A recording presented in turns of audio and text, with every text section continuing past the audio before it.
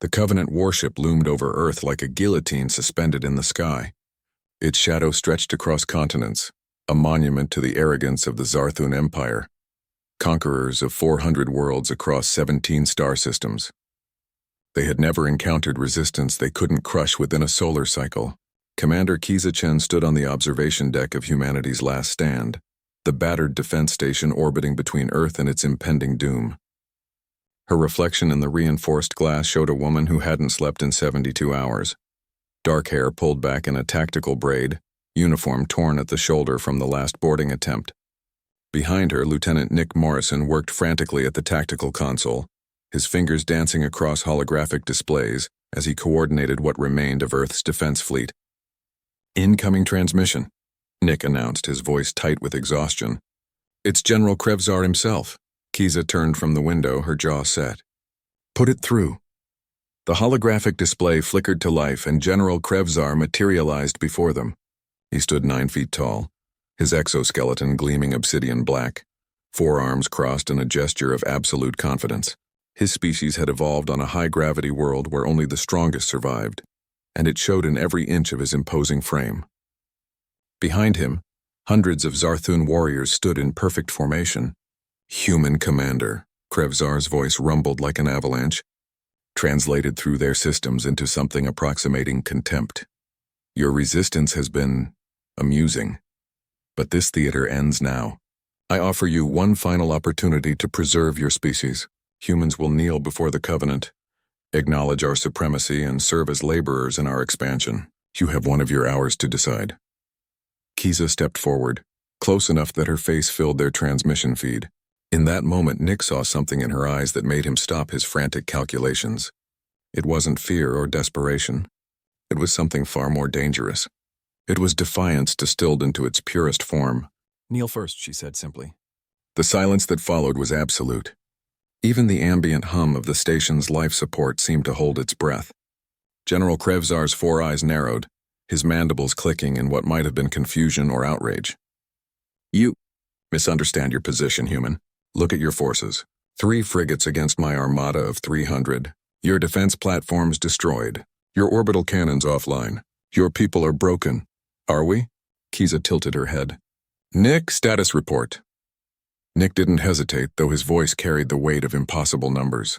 17% of our fleet remains operational. Defense grid at 8%. Ground-based railguns have 3 shots left before total power failure. Estimated time before station breach, 47 minutes. Krevzar's laugh was like metal scraping against stone. "You hear your own doom, yet you speak of defiance?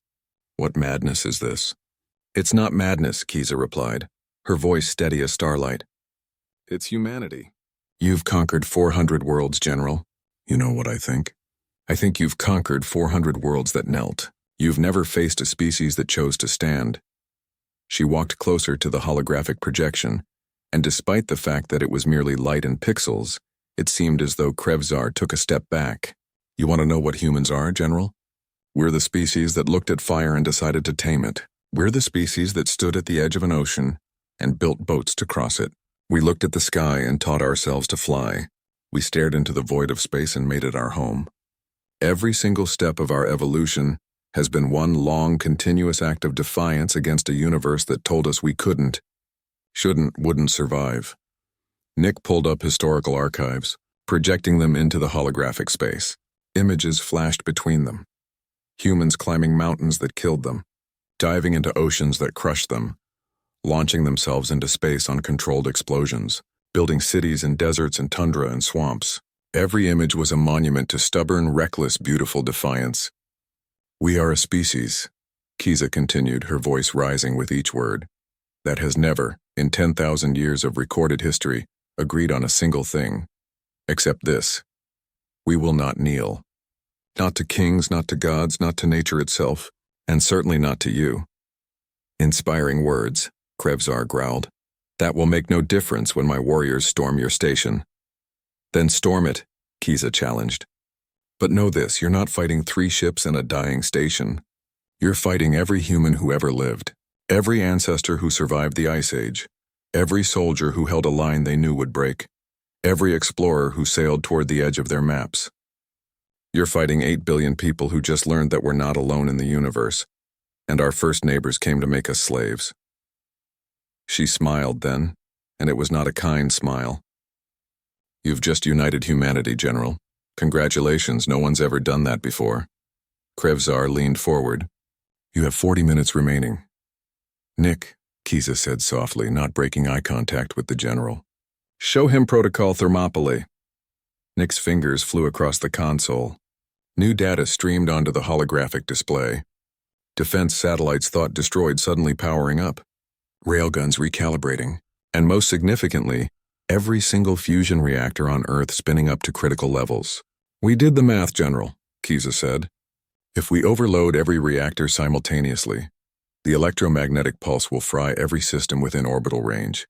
Your fleet, our station, everything in near-Earth space becomes expensive scrap metal. And yes, it'll cause catastrophic damage to Earth itself. Billions will die." "You're bluffing," Krevzar said, but his mandibles had stopped clicking. "Humanity doesn't bluff about extinction," Kiza replied. "We've held nuclear weapons to our own head before, and we'll do it again. Here's the truth, General. You can kill us, but you cannot make us kneel. And if you try to take Earth, you'll get nothing but ashes and debris. No slaves, no resources, no victory. Just a dead world and a shattered fleet, limping back to explain how you lost to a species with 3 working ships." For the first time in the conversation, General Krevzar was silent. His 4 eyes studied Kiza with something that might have been respect or might have been the first stirrings of fear. "You would die before submitting?" he asked quietly. "We would die fighting before submitting," Kiza corrected. "There's a difference. One is surrender. The other is legacy." The transmission held for a long moment. Then Krevzar straightened to his full height. "The Covenant fleet will withdraw," he said slowly, each word clearly causing him pain. "Not because we cannot defeat you, but because victory over ashes serves no purpose. But know this, Commander Chen, this is not mercy.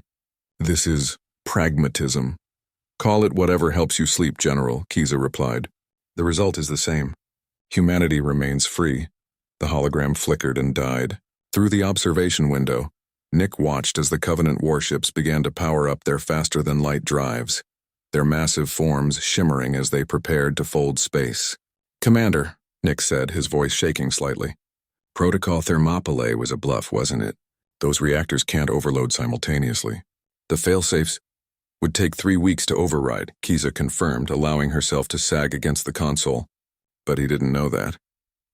"We just bluffed an entire armada into retreating with 3 ships and 47 minutes until station breach," Nick said, something like awe in his voice.